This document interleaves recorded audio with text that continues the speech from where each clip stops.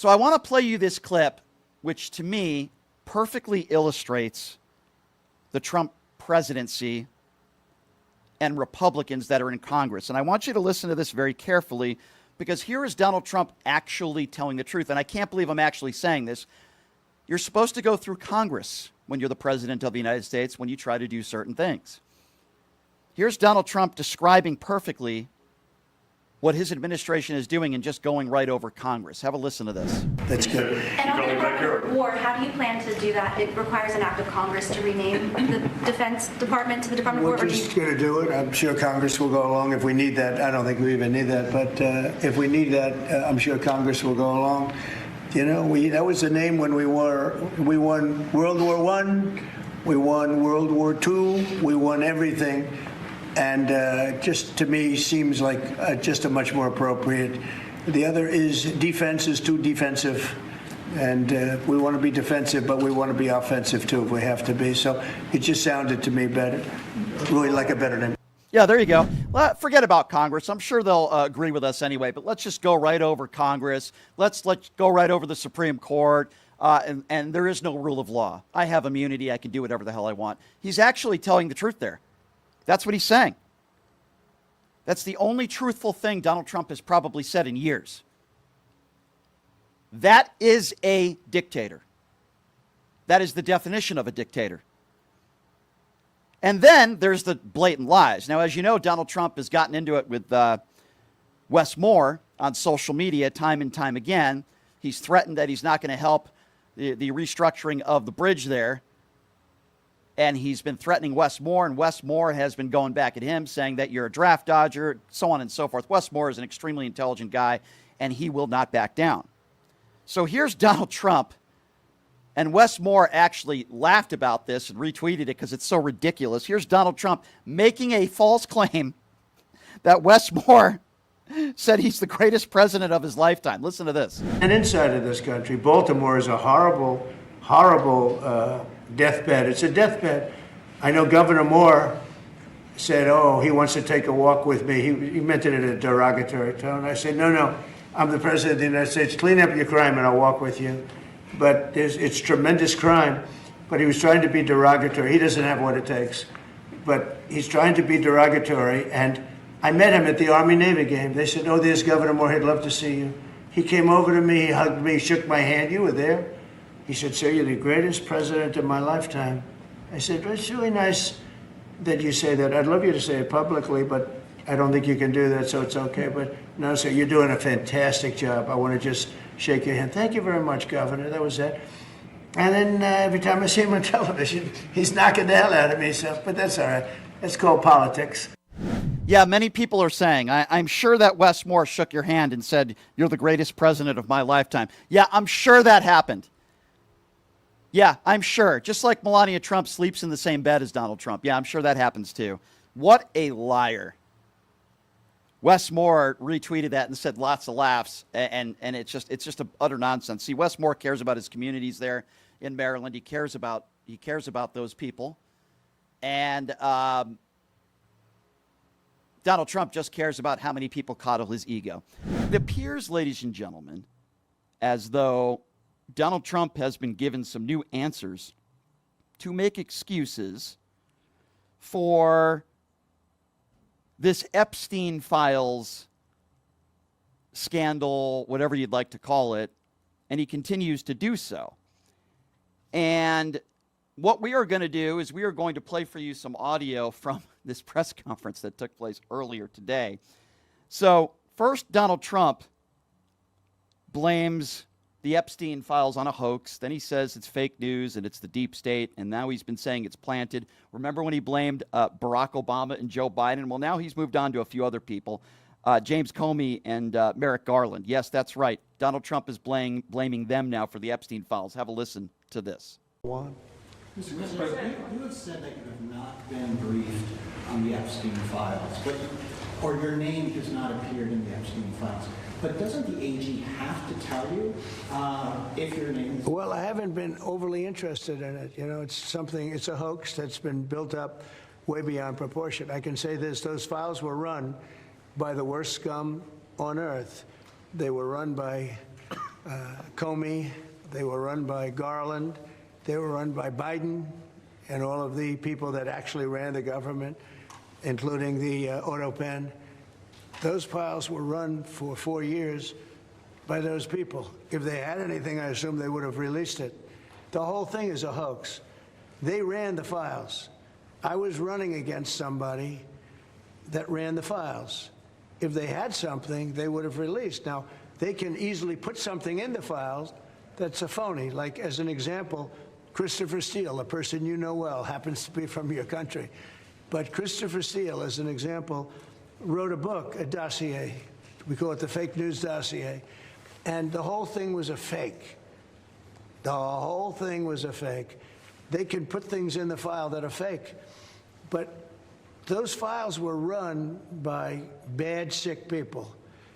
If they had anything, why didn't they use it when I was killing Joe and then he gave out because he was 25 points down?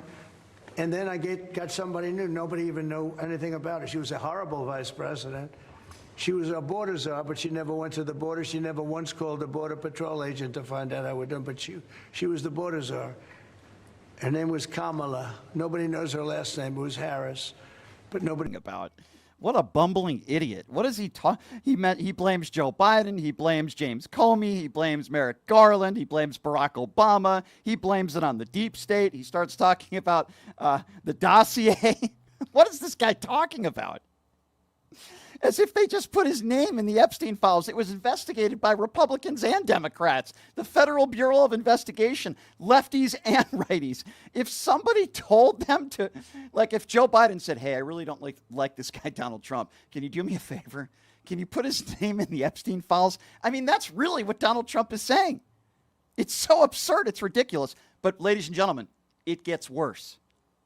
Now, I mentioned the word privilege. For example, okay, I'm privileged to be able to go on the radio every day. I do think at times, being white in the United States of America, you have something called white privilege. Now, I don't think that's a good thing, but you understand where the word comes from. I find it to be a privilege to hang out with my niece and my parents, in Las Vegas. That's a privilege to hang out with my family. I find it to be somewhat of a privilege to meet some of these famous people that I grew up with. You get the point, right? That's how the word privilege is used. Donald Trump uses the word privilege in a very different manner this morning, and I'll give you a hint. It has something to do with Epstein Island. Have a listen to this. That was it. I'm glad I did, if you want to know the truth.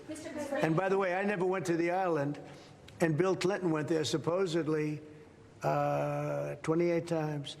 I never went to the island, but Larry Summers, I hear, went there. He was the head of Harvard. And many other people that are very big people. Nobody ever talks about them. I never had the privilege of going to his island. And I did turn it down, but a lot of people in Palm Beach were invited to his island. In one of my very good moments, I turned it down. I didn't want to go to his island. Yeah. What a privilege to go to an island where there are a bunch of child molesters raping kids. What a privilege. What person would use that type of language? I mean, it's unbelievable. Even for Trump standards, it's unbelievable. As the Ottawa Guy 40 on the YouTube Super Chat says, Trump knee pad wearing Blanche meets with Maxwell. She promises to minimize the Trump-Epstein association. Trump pardons her. Obvious game plan. Yeah, I agree with you. And if it's not a pardon, it certainly will be commuting the sentence. There's no question about that. It's a privilege, right? It's a privilege to let pedophiles out on the streets. It's a privilege because that's the way a normal person would use that word. Oh, my God. Now, we've been hearing from MAGA for years now that the reason why Donald Trump supposedly disassociated himself with Jeffrey Epstein was because he didn't want to be associated with a pedophile, even though Mark Epstein, Jeffrey Epstein's brother, has done this show multiple times and said that's not true. It was Jeffrey Epstein that disassociated himself with Trump. But regardless, apparently, Donald Trump is admitting now, if he did disassociate himself from Epstein, it had nothing to do with the fact that Epstein is a pedophile, and it had to do with the fact that he hired help and said he never wanted to do that again, something about hiring people. It had nothing to do with him being a predator. Listen to this. Yeah. People keep writing stories like the time he threw him out of Mar-a-Lago. Can you settle that? What was it about? What caused the breach with him? That's such old history. Very easy to explain. but I don't want to waste your time by explaining it. But for years, I wouldn't talk to Jeffrey Epstein. I wouldn't talk because he did something that was inappropriate. He hired help. And I said, don't ever do that again. He stole people that worked for me. I said, don't ever do that again. He did it again. And I threw him out of the place, persona non grata. I threw him out, and that was it. I'm glad I did, if you want to know the truth. So let me get this right. The reason why Donald Trump stopped talking to Jeffrey Epstein, I'm laughing at this because it's so ridiculous. The reason why Donald Trump stopped speaking with Jeffrey Epstein, because apparently he was poaching staff from him. Had nothing to do with the fact that he was raping children. Very interesting. You know, this is one of my favorite characteristics of these Trump defenders, right?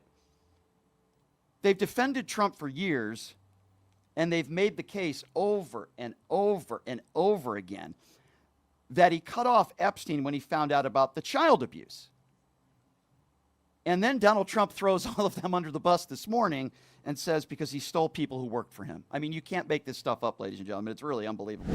And I got to tell you, these press briefings, I'm more and more disappointed with the media members that are in there. Even media members from CNN and MSNBC, these puffer questions that they're asking. You had a cameraman that was in that room today that yelled out, Trump 2028. That person's credential should be revoked. But no, they persuade that sort of behavior in there. But if you ask a challenging question, that's when they take your media credential away. And then you have a woman by the name of Cara Castronova. Now, I didn't know who she was because I don't know who the hell works for Mike Lindell TV. I don't think there's anybody watching Mike Lindell TV, but apparently that's where she works. And these people are not journalists. They're an embarrassment to the country, quite frankly. But Trump loves it when you ask him about how the 2020 election was stolen and when you say the DOJ has been going after Donald Trump. Listen to this moron, a complete imbecile, Cara Castronova, who works for Mike Lindell TV. Have a listen to this question. Election. Is there any more information on the special prosecutor? So many Americans still have questions about the 2020 election. And speaking of rogue judges, would you consider appointing somebody at DOJ maybe to investigate the judges that allowed for the political persecution of you, your family, and your supporters during the Biden administration? I love you. Who are you? I'm Cara from Lindell TV. Well, that's just a very nice question. And it's not a setup. I have no idea who you are, but I appreciate that question. All I can say is we're not here for that. I hope so.